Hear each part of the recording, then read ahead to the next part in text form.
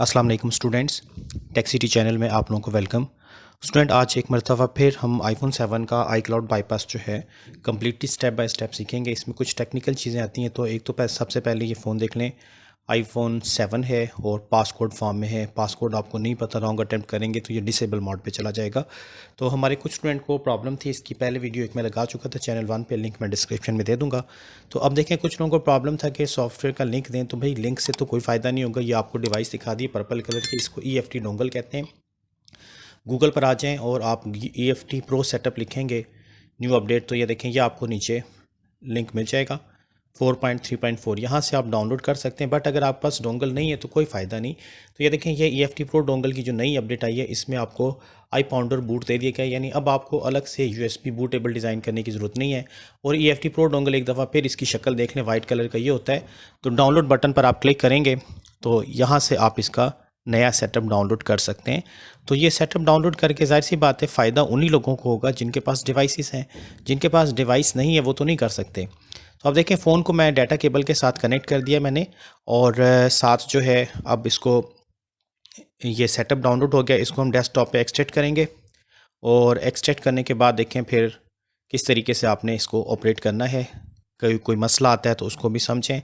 या देखें, डेस्कटॉप पे EFT का सेटअप हम एक्सट्रैक्ट करते हैं, ओके करते हैं, ओके करते हैं, और यस टू ऑल, क्योंकि मैंने ऑलरेडी एक्सट्रैक्ट किया हुआ है। तो अब इसको क्लोज़ कर देते हैं। और इस फ़ोन को iCloud बाईपास करने के लिए सिस्टम की रिक्वायरमेंट भी देख लें। मैं इस वक्त विंडोज़ 10 64 बिट के ऊपर काम कर रहा हूँ। ठीक है, विंडोज़ 10 64 बिट।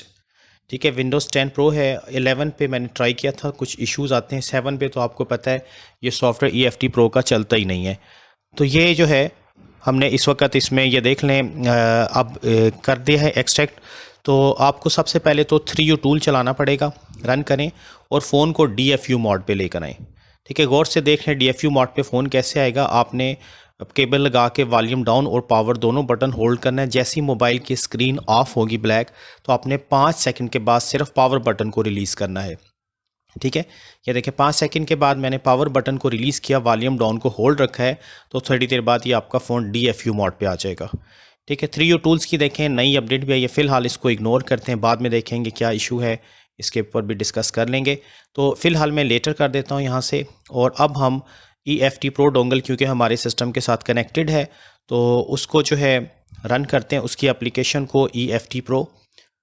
तो बगैर डिवाइस के देख लें ये काम नहीं हो सकेगा। तो कुछ लोग जो डिस्क्रिप्शन पे लिंक डिमांड कर रहे हैं कि इसका लिंक दे, कहाँ से ये सॉफ्टवेयर डाउनलोड होगा, तो जिनके पास डिवाइस है उनको लिंक देने की ज़रूरत नहीं है। सारा मैंने A to Z आपको बता दिया कहाँ से ये सेटअप डाउनलोड होगा। तो ये EFT प्रो डोंगल का देखें सेटअप जो है रन हो गया।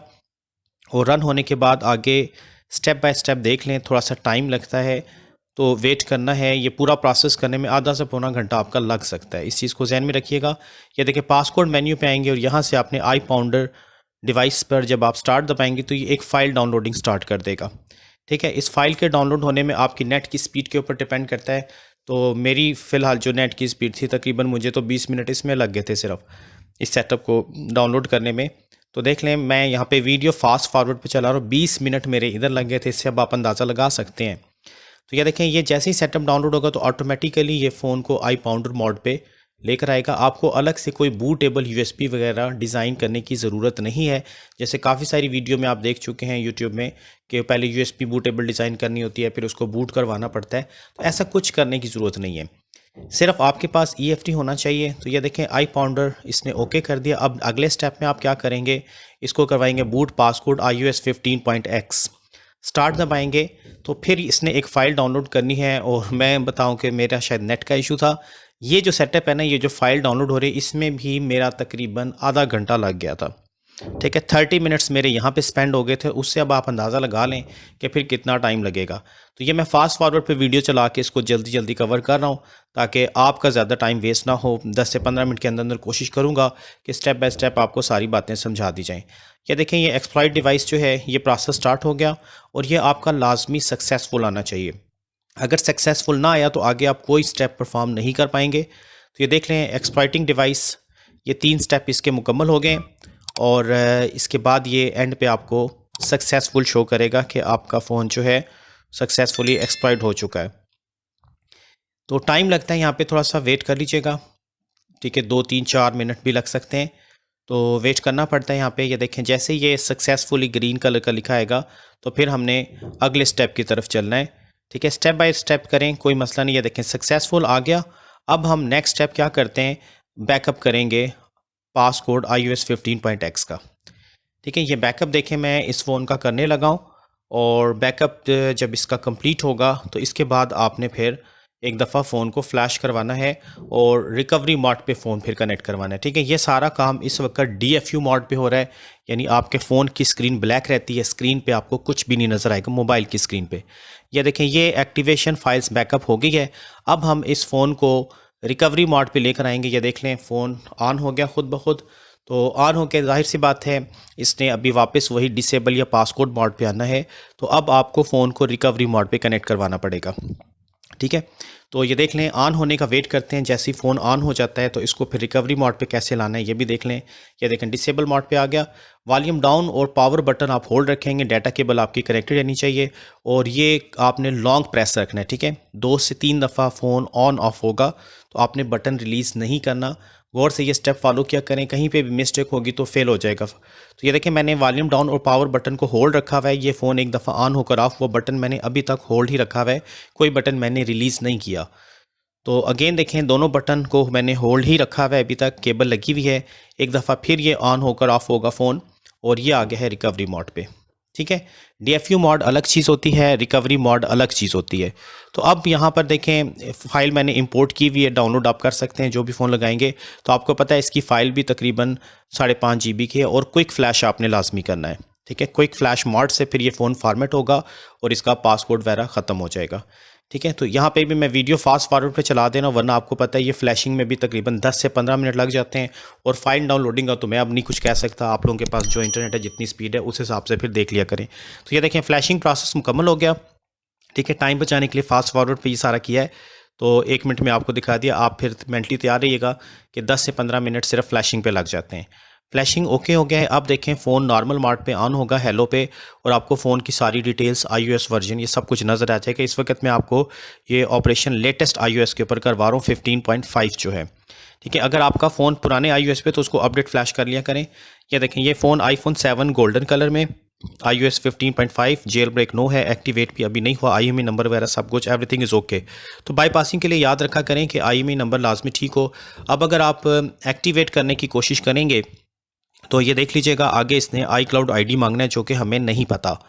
तो इसी चीज़ को अब हम बाईपास करने लगे हैं। जो नया तरीका अब आया है इसको फॉलो करके EFT डोंगल के बगैर आप ये ऑपरेशन परफॉर्म नहीं कर पाएंगे। तो ये देख लें एक्टिवेशन के लिए ट्राई कर रहा है, और ये इसने बता दिया है कि इस पे Apple ID लगी हुई है, A से स्टार्ट होती है, एंड पे .D आता है। ठीक है, देख लें एक दफ़ा फिर देख लें, जेल ब्रेक नो है, एक्टिवेटेड नो है, IMEI नंबर फ़ोन का बिल्कुल ठीक है।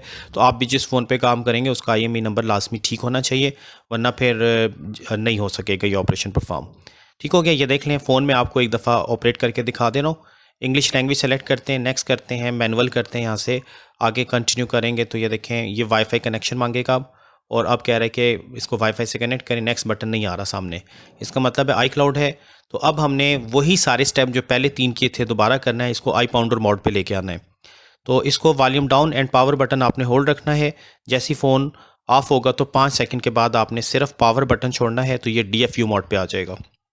ठीक है, DFU मोड पे ये देखें ये फ़ोन आ गया। अब उसी तरीके से EFT प्रो डोंगल में चले जाएं, और यहाँ पर आकर आपने जो है ऑप्शन चूज़ करना है iPounder में। पहले इंटरनेट का थोड़ा सा मसला आया था, फ्लाइट मोड पे चला गया। चलें ये देखें जी iPounder ऑप्शन अब आपने चूज़ करना है, और स्टार्ट बटन दबाएंगे। नेट का चलें जी कनेक्ट हो गया। तो ये देखें iPounder मोड, वही सारे स्टेप जो पहले हमने 3 किए थे उनमें से 2 स्टेप आपने दोबारा करने हैं यहाँ पे आके, और तीसरे स्टेप में अब बैकअप की जगह रीस्टोर करना है बस। ये देखें iPounder मोड पे हमने स्टार्ट दबाया तो फिर से फ़ोन एक दफ़ा iPounder मोड पे आएगा।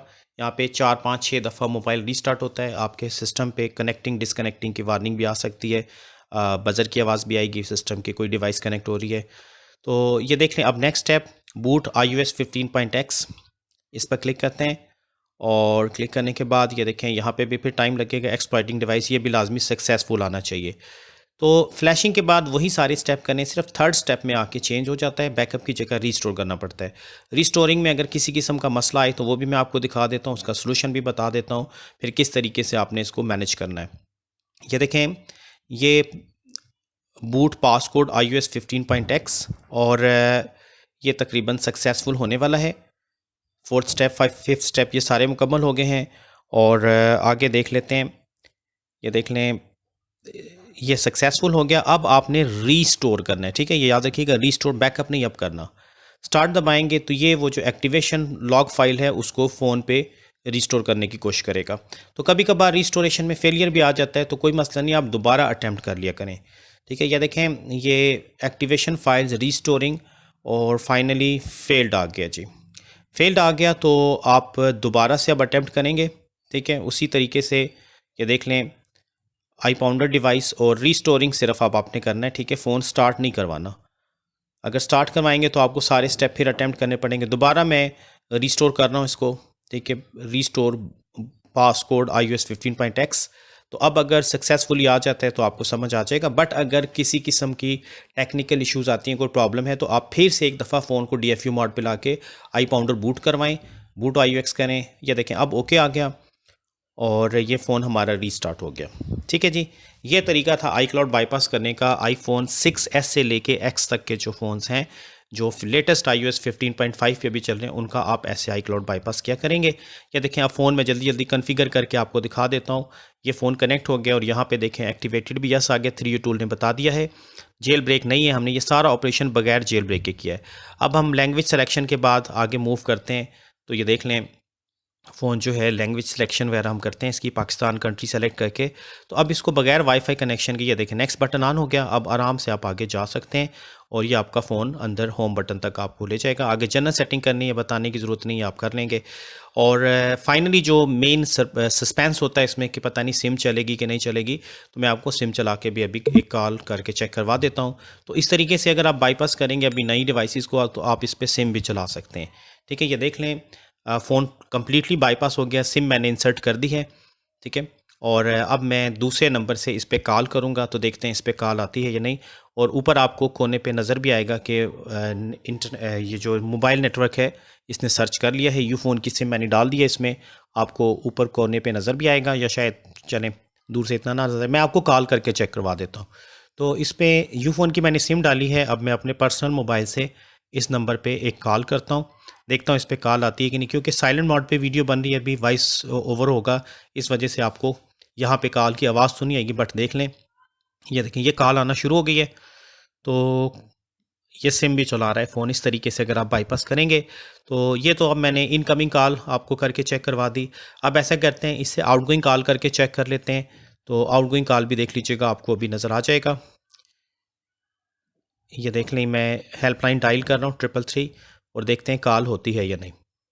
ये देख लें जी, कॉल भी हो रही है। तो ये था स्टूडेंट तरीकाकार, जिनके पास EFC प्रो डोंगल है वो फ़ायदा उठाएं। आप नए iOS वाले डिवाइस को भी जेल ब्रेक के बगैर ही iCloud बाईपास कर सकते हैं सिम वर्किंग के साथ। तो होप के बात आपको अच्छे तरीके से समझ आ गई होगी। तो इस वीडियो में स्टूडेंट इतने ही रखते हैं। वीडियो आपको कैसी लगी कमेंट बॉक्स में ज़रूर बताइएगा। तो अल्लाह हाफिज़।